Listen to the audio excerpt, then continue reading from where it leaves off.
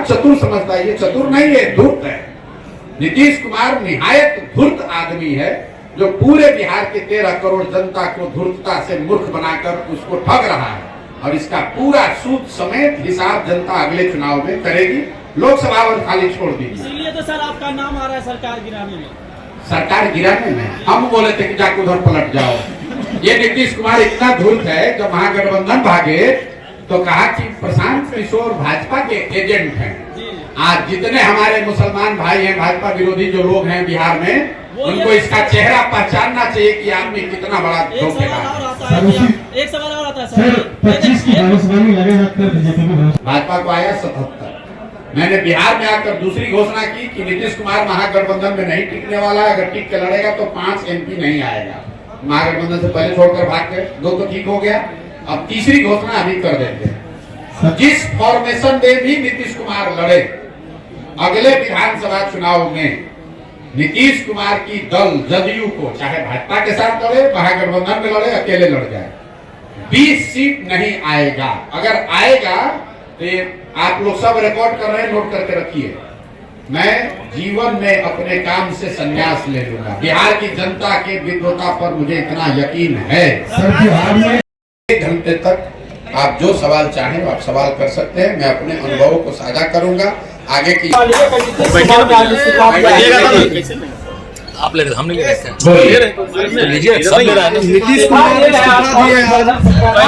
Mic से पूछिए, बिल्कुल इत्मीनान से पूछिए, कोई घबराहट नहीं, मैं नहीं कर बैठे, बोलिए। बिहार में आज राजनीतिक घटनाक्रम के तहत नीतीश कुमार ने महागठबंधन सरकार से इस्तीफा दिया है और एनडीए के साथ सरकार बनाने वाले हैं, इसको क्या कहें? मेरे भाई, अगर आप पिछले 1 साल के मेरे वक्तव्यों को देखेंगे तो शायद एकमात्र व्यक्ति मैं रहा हूं जो कैमरे पर कहता रहा है कि नीतीश कुमार बस कभी भी पलट सकते हैं। आप मेरे कितने भी वक्तव्य उठाकर देख लीजिए, हर जगह हमने कहा है ये नीतीश कुमार की राजनीति का हिस्सा बन गया है। लेकिन आज जो घटना हुई है, ये नीतीश कुमार के संदर्भ में नहीं है। नीतीश कुमार पलटू राम है या पलटू राम नेताओं के सरदार हैं, ये तो बात पहले से जनता जानती है।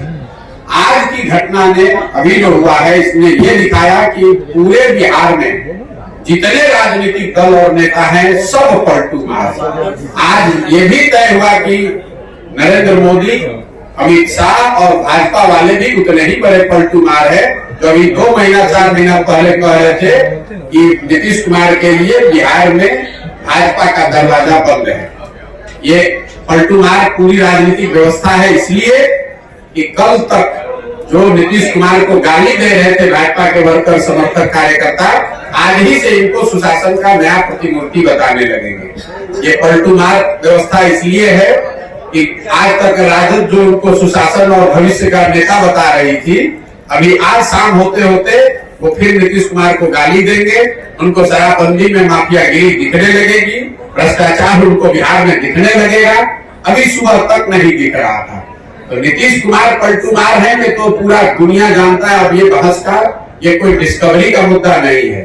इस घटना ने ये दिखाया कि नीतीश कुमार ने अपने ही रंग में यहाँ के पूरी राजनीतिक व्यवस्था को रंग दिया है, जिसमें भाजपा और राजद दोनों ही उतने ही बड़े पलटू मार है जितने बड़े नीतीश कुमार है। आगे से लोकसभा चुनाव है, विधानसभा चुनाव है, तो ये जो घटना पहले भी कहा है और कैमरे पर कहा है कि नीतीश बाबू अगर महागठबंधन में लड़ते तो उनको 5 सीट भी नहीं आने वाला। ये तो लोगों को पता था। और जब हम लोग कह रहे थे तो उनका कोई दल का आदमी चिल्लाता था, अरे प्रशांत किशोर को क्या आता है। ये तो डर इतना है ना, लोगों को पता है। मैं कोई ऐसे बिहार का कोई नेता तो हूं नहीं कि कह दूंगा कौन जीतेगा। अगर मैं कह रहा हूं कि नहीं आएगा 5 तो नहीं आएगा 5। इसी डर से पहले तो भागे, उनको मालूम था भी खाता नहीं खुलने वाला, तो भागे भाजपा में। अब इस नई व्यवस्था में जरूर एनडीए के नाम पर, मोदी के नाम पर, भाजपा के लहर में कुछ सीट उनको मिल जाएगा। लेकिन इसके साथ ही एक और आपको भविष्यवाणी कर देता हूं, इसका सबसे बड़ी कीमत इस गठबंधन का भाजपा और उनके दल वाले पे करेंगे विधानसभा के चुनाव में। लोकसभा में नहीं, लेकिन भाजपा को इसकी बहुत बड़ी कीमत चुकानी पड़ेगी आने वाले विधानसभा चुनाव में, क्योंकि जो भाजपा का समर्थक है, जो उनका वोटर है, नेता है, काडर है, आज उसके पास कोई जवाब नहीं है कि आखिर आप जिस नीतीश कुमार को आपने एक बार 2020 में थोपा, तब भी आपके 75 एमएलए थे, इनके 42 थे, आप क्यों नहीं मुख्यमंत्री बने? क्यों नहीं बिहार को सुधारने का जिम्मा लिया? एक बार फिर नीतीश कुमार भागे तो आपने कहा नीतीश कुमार धोखेबाज है, और आज फिर उसी नीतीश कुमार को आप बिहार पर थोप रहे हैं। तो जिस तरह से कांग्रेस और कांग्रेस के नेतृत्व ने चंद सांसदों के लालच में बिहार को 20 वर्ष तक लालू के हाथ में बेचा, इसकी चिंता नहीं की कि बिहार के लोगों का क्या होगा। 10, 15, 20 सांसद हमारे जीत के यूपीए के आते रहे, लालू जी अगर पूरा बिहार लूट कर बर्बाद कर रहे हैं तो कोई चिंता नहीं थी सोनिया गांधी को, कोई चिंता नहीं थी कांग्रेस की लीडरशिप को। वही हाल आज भाजपा के लीडरशिप का है। उनकी चिंता बस इतनी है कि संसद में अगले लोकसभा चुनाव में हमारा 30-35 सांसद जीत कर आ जाए। अगर नीतीश कुमार ने पूरा बिहार को बर्बाद कर दिया है, उनकी मानसिक हालत नहीं है बिहार को चलाने की, इसकी कोई चिंता उनको नहीं है, वो बिहार के लोगों की चिंता नहीं है, उनको बिहार के बच्चों की चिंता नहीं है, तो लोकसभा में तो असर नहीं दिखेगा ज्यादा, लेकिन विधानसभा में भाजपा को बहुत बड़ी कीमत इसकी चुकानी पड़ेगी। और आप इस वक्तव्य को नोट करके रिकॉर्ड करके रखिए, अगर न हो तो मेरी गर्दन आप पकड़ लीजिएगा। ऐसा है कि मेरा संबंध किससे है ये बताने वाले पंडित कितने हैं बिहार में, तो बेचारे 1.5 वर्ष से कोई बता रहा है कि मैं भाजपा से मेरा संबंध है, कोई बता रहा है कांग्रेस से है, कोई बता रहा है नीतीश और लालू से।